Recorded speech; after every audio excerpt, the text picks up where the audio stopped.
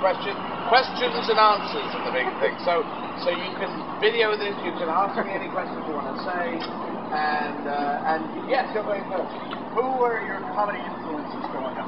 My comedy, the biggest one is Monty Python. I've gone on about Monty Python. They're my gods. If you haven't seen much of Monty Python, a lot of it's available on DVD, YouTube stuff.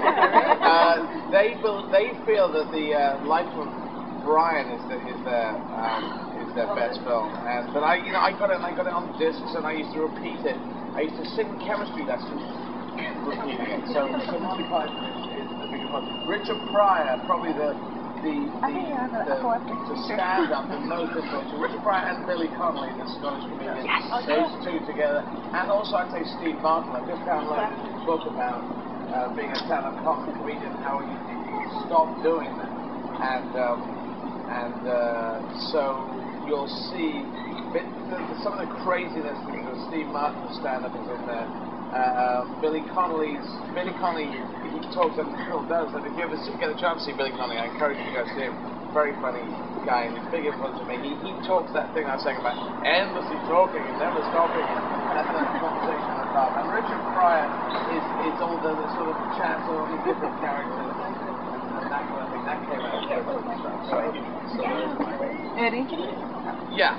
Can you wave to the video and say hi to my friend from Maine who couldn't be here? Say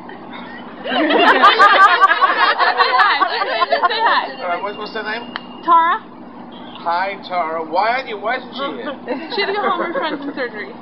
Oh, okay.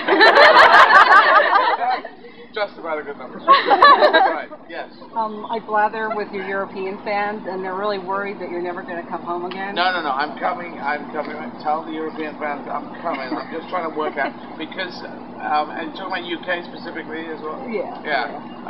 Well, particularly the UK, obviously. I am going to get to the UK. It's going to be soon. The problem is so many people tour in the UK.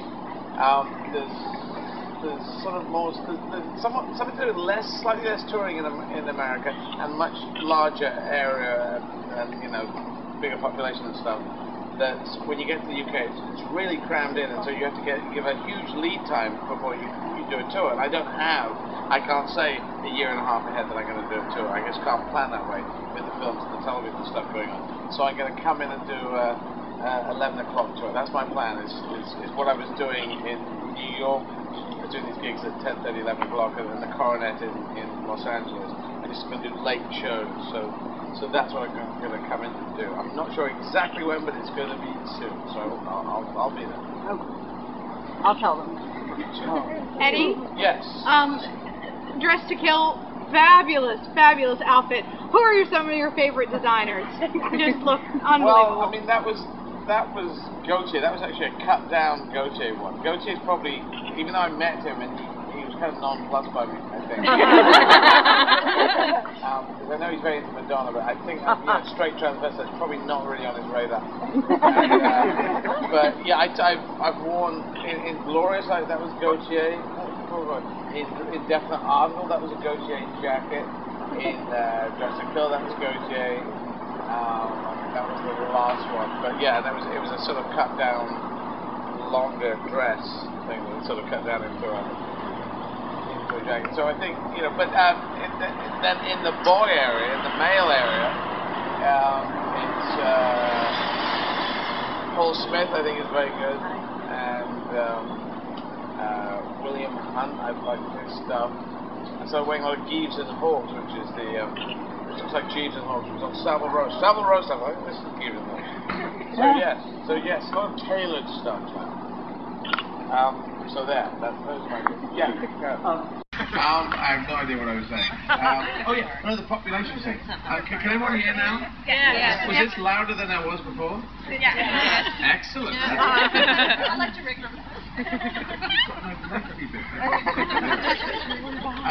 I'll just finish this one. So the populations go. There's about 2 million people who are Christian, and it's interesting. If you look at the Muslim people, it breaks down into Sunni and Shiite.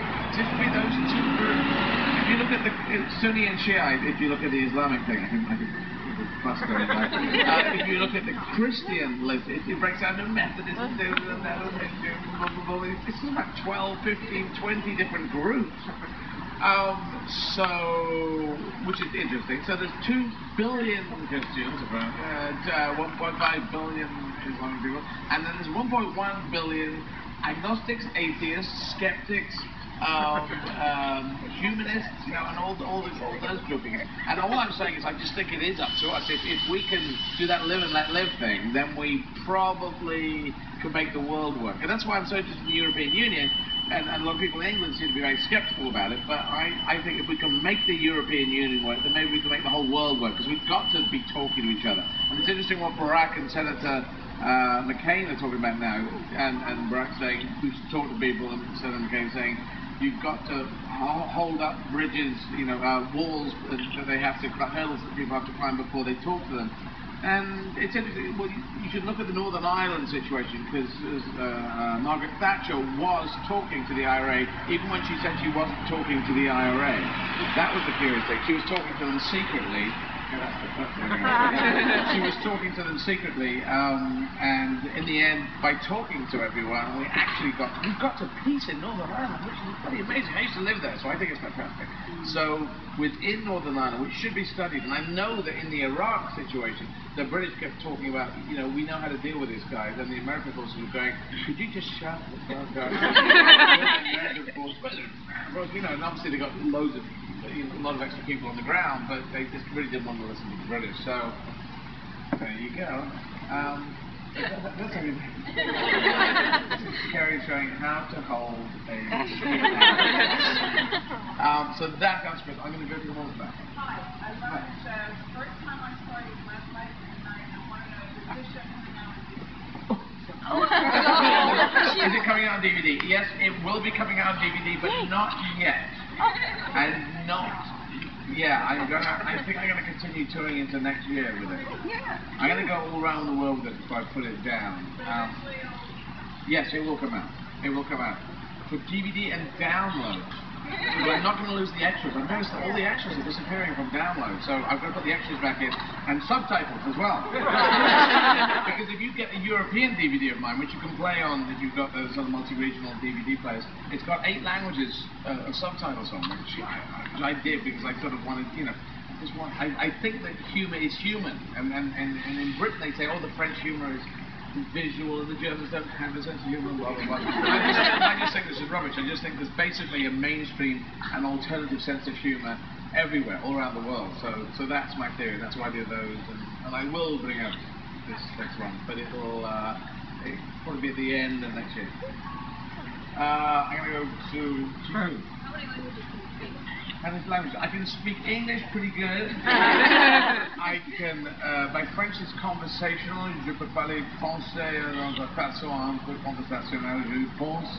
And I always think I can speak pretty good French. I actually was doing lessons in Paris, and I was told I was. I went from intermediate to superior. Superior. But whenever I speak French, I meet someone French, and they go.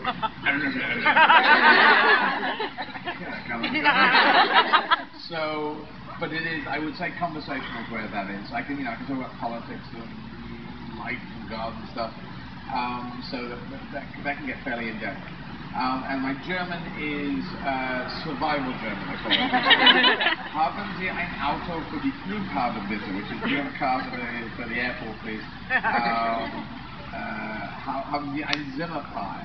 Do you have a free room? You know, this kind of stuff. Rooms and tickets and stuff.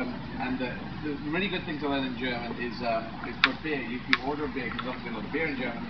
And you order beer, and then you just hold the bottle up and say, noch ein bitte, another one. Noch ein is another one. Bitte means please, so noch ein bitte. You can go all night and the beer character is doing that.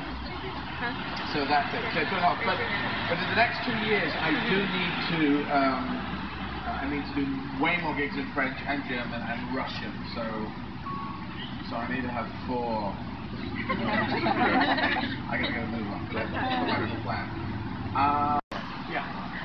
My friend Justin and I were here last year for your last tour for 6 weeks. Yeah. And we stayed afterwards all day. Oh, she said, yes. signing my leg. Oh, right. We were just curious. You see, I have signed many legs. Yeah, did you sign any other legs? Still has autograph on her leg. Well, actually, the word love is still there. Oh my. Oh, wow. Yeah. You have a tattoo? Yes.